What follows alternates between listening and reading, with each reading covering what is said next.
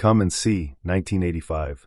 In the haunting forests of Nazi-occupied Belarus, a young boy named Floria picks up a rifle, his ticket into the resistance.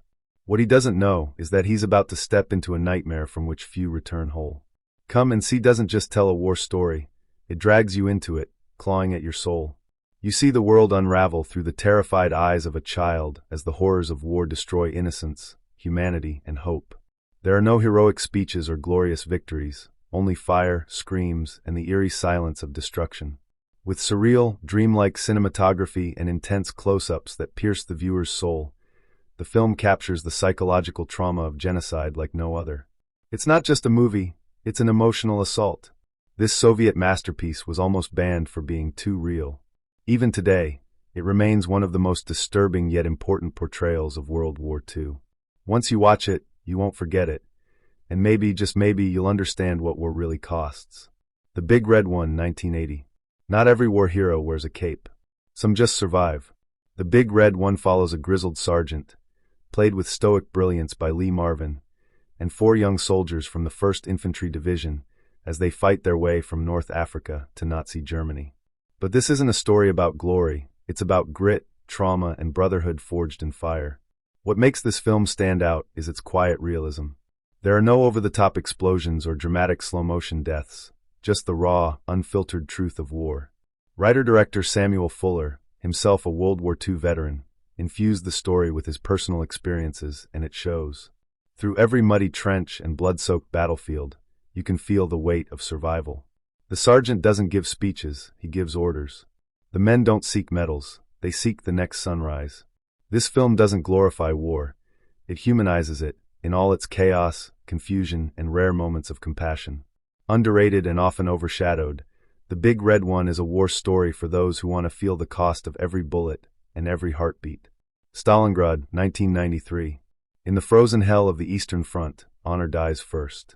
Stalingrad, 1993, is not just another war movie, it's a brutal descent into madness, told through the eyes of German soldiers trapped in one of history's bloodiest battles. What begins as pride and purpose quickly turns into desperation and despair. These men aren't villains or heroes, they're human beings caught in a war machine that chews up souls and spits out corpses. As snow blankets the ruins of Stalingrad and food turns scarcer than bullets, camaraderie gives way to paranoia. Their eyes grow hollow, their cause loses meaning, and death becomes a quiet inevitability. What sets this film apart is its haunting neutrality. It doesn't glorify, it doesn't condemn. It simply shows. The mud, the frostbite, the starvation, it's all filmed with a harrowing honesty that lingers long after the credits roll. No Hollywood polish, no last-minute rescue, just a stark, unforgettable portrayal of war's most hopeless theater. Stalingrad doesn't ask for your tears, it earns them, one frozen breath at a time. Enemy at the Gates, 2001. Amid the rubble of Stalingrad, a ghost moves through the ruins, a sniper so deadly, he becomes legend. Enemy at the Gates is the chilling face-off between 2 elite marksmen, Soviet hero Vasily Zaitsev and Nazi Major Koenig. But this isn't just a sniper duel, it's psychological warfare set in the bones of a dying city. As bodies pile up and morale crumbles, the Soviets weaponize Zaitsev's myth to inspire hope. But inside, Vasily is cracking. Each shot echoes with the pressure of propaganda, fear, and survival.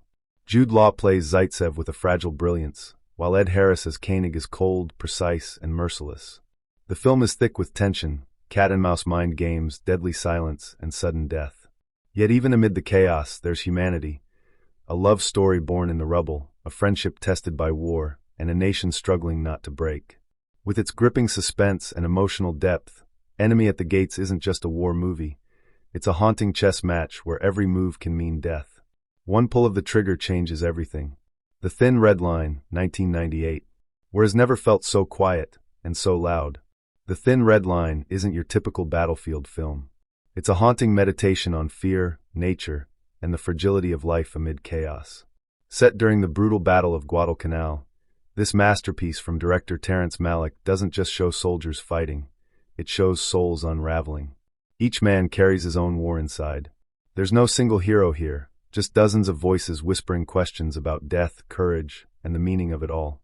Explosions shake the earth, yet the silence between battles feels heavier. The island itself seems alive, lush, beautiful, and indifferent to human suffering. As men fall, nature endures. With a dreamlike pace, poetic narration, and breathtaking cinematography, the film feels like a war hymn, a song of sorrow wrapped in gunfire. This isn't about who wins. It's about what we lose. The thin red line dares to ask, what does war do to the human spirit? The answer isn't easy, but in its quiet way, this film might come closer than any other. A Midnight Clear, 1992. In a snowy forest near the end of World War II, 6 American soldiers stumble into something unimaginable, a group of German soldiers who want to surrender. But this isn't a story of victory, it's a quiet tragedy wrapped in frost and fear. A Midnight Clear unfolds like a tense, fragile dream, where enemies try to connect not through bullets, but through humanity. The two sides share moments of eerie peace, conversations, Christmas songs, even laughter, while war lurks just beyond the trees. But nothing is simple in war. Misunderstandings turn fatal. Kindness turns into chaos. And good intentions die in the crossfire. What makes this film unforgettable is its haunting emotional core.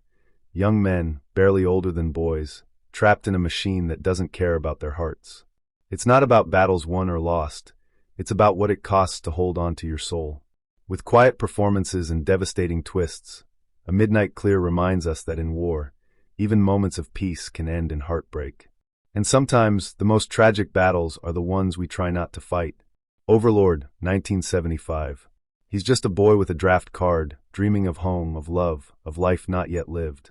But as Overlord begins, his fate is sealed.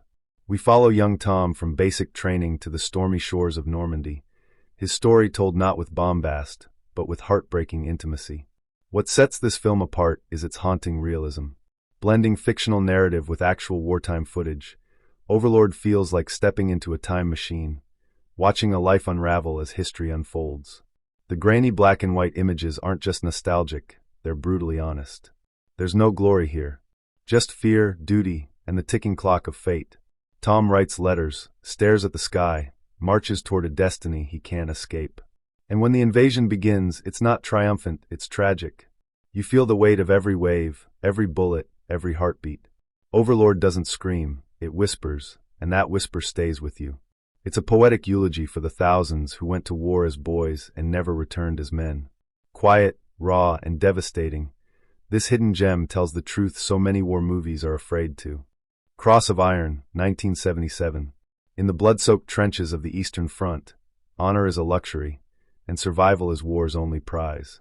Cross of Iron is a brutal, unflinching look at Nazi Germany from the inside out, told through the eyes of Sergeant Steiner, a battle-hardened soldier who despises authority almost as much as he hates war itself. Played with simmering fury by James Coburn, Steiner isn't fighting for ideology, he's fighting to keep his men alive in a world ruled by chaos. But when a cowardly aristocratic officer arrives seeking glory and medals, their clash becomes a symbol of everything rotten in the heart of war. Director Sam Peckinpah, known for his gritty, explosive style, delivers a masterpiece of tension, cynicism, and moral collapse. The combat scenes are raw and visceral, soaked in mud, blood, and betrayal. Yet underneath the violence lies something deeper, a man's fight to hold on to decency when everything around him is rotting. Cross of Iron isn't just about war, it's about the war within. And when it ends, you're not left cheering. You're left hollow and haunted. To End All Wars, 2001. In the darkest days of World War II, a group of Allied prisoners are forced into a brutal slave labor camp on the infamous Burma Railway. To End All Wars tells the true story of a British officer, Ernest Gordon, who faces the unimaginable, hunger, disease, and cruelty beyond words. But this isn't just a tale of suffering, it's a story of resilience, faith, and redemption. Amid the jungle's merciless heat and the guards' relentless brutality, Gordon transforms from a broken man to a beacon of hope for his fellow prisoners. His strength lies not in weapons, but in forgiveness and courage that refuses to be crushed. With stunning visuals and heartfelt performances, the film explores how humanity can survive even in hell. It's a testament to the power of the human spirit, proving that sometimes the greatest battles are fought within, and that peace can be found in the most unlikely places. To End All Wars is a hidden gem reminding us all that light can shine brightest in the darkest times. The Gray Zone, 2001. In the darkest corners of Auschwitz, a terrifying moral nightmare unfolds. The Gray Zone dives deep into the harrowing story of the Sonderkommando, prisoners forced to assist the Nazis in operating the gas chambers. These men are trapped in a brutal paradox, victims compelled to become unwilling participants in genocide. The film doesn't shy away from the impossible choices they face, the crushing guilt, the fleeting hope, and the desperate struggle for dignity amid horror. With unflinching realism, The Gray Zone explores the blurred lines between right and wrong when survival means living in moral shadows. It's not about heroes or villains, but about humanity caught in a storm of evil. The tension is suffocating, the emotions raw, and the stakes unimaginably high. This is not just a war movie. It's a searing reflection on the darkest depths of human endurance and conscience. Watching it is a heavy, unforgettable journey, a reminder of the gray areas where history's most profound tragedies unfold.